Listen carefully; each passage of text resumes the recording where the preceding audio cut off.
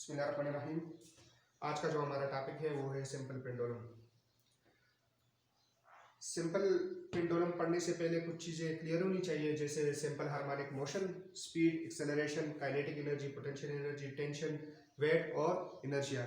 क्या आप सबको ये चीज़ें क्लियर है? अच्छा, शाबाश, ठीक है। तो हम सिंपल पेंडुलम पढ़ेंगे और हम ये साबित करेंगे कि सिंपल पेंडुलम का जो मोशन है वो है सिंपल हार्मोनिक मोशन। तो सिंपल पेंडुलम होता क्या है? सबसे पहले हम सिंपल पेंडुलम, अच्छा, सिंपल पेंडुलम जो है ये इसमें एक मास होता है और उसको हम किसी धागे के साथ बांध लेते हैं और धागे को किसी फिक्स पोजीशन के साथ कनेक्ट कर लेते हैं, ठीक है। तो उस वक्त जो इसका मास होता है उस पर दो फोर्सेस एक्ट करती हैं, एक इसका वजन W है और एक इसके जो टेंशन, जो धागे में टेंशन होता है वो।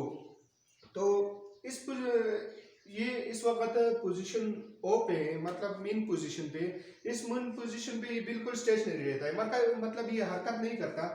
तो इसका मतलब ये है कि वेट और टेंशन जो है ये आपस में बराबर होते हैं। अब हम क्या करते हैं कि इस बाल को थोड़ा सा उठा के हम यहाँ पे लेके आते हैं पोजीशन पॉइंट ई की तरफ।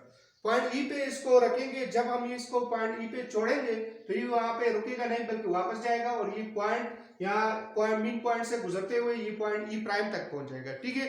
जब पॉइंट ई प्राइम तक पहुंचेगा तो वहां पे भी ये नहीं रुकेगा और वापस मेन पॉइंट की तरफ आएगा। अच्छा, ये यहाँ पे क्यों नहीं रुका?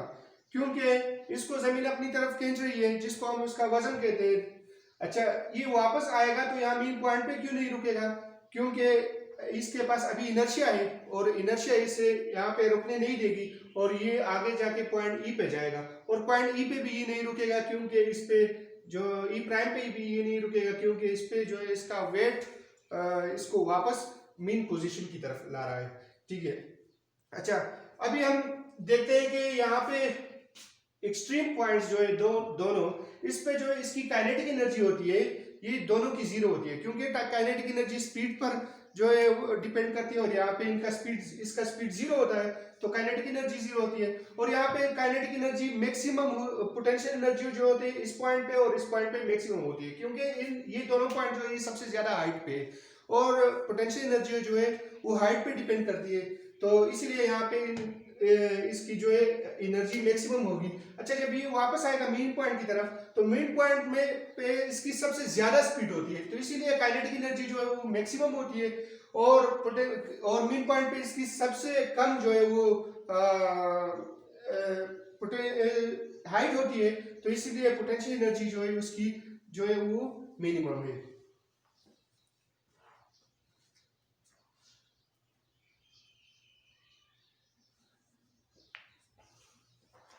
अच्छा, अभी हम देखते हैं कि जैसे ये यहां से हम इसको छोड़ते हैं तो इसकी स्पीड पहले जीरो होती है, फिर स्पीड पकड़ने लगता है, तो जो ही ये मेन पॉइंट की तरफ जाता है तो इसकी स्पीड में इजाफा होता है, मतलब एक्सेलरेशन ज्यादा हो जाती है, एक्सेलरेशन बढ़ती है, पॉजिटिव एक्सेलरेशन पैदा होती है। अच्छा, मेन पॉइंट से जब ये आगे जाएगा तो मेन पॉइंट पे सबसे ज्यादा स्पीड होती है, मतलब मेन पॉइंट पे इसका एक्सेलरेशन भी ज्यादा होगा, और जब ये मेन पॉइंट से आगे जाएगा तो उस वक्त इसका स्पीड कम होता जाएगा, यहाँ तक पहुंचने पे इसका स्पीड जीरो हो जाएगा, मतलब यहाँ इसमें डिसेलरेशन पैदा होती है, स्पीड में कमी जब आती है तो डिसेलरेशन पैदा होती है।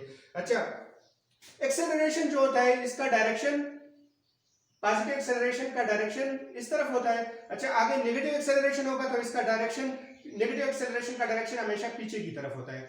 तो इसका मतलब ये है कि ये सिंपल हार्मोनिक मोशन है, क्योंकि इसका जो एक्सेलरेशन है उसका डायरेक्शन हमेशा जो है वो मेन पोजीशन की तरफ है।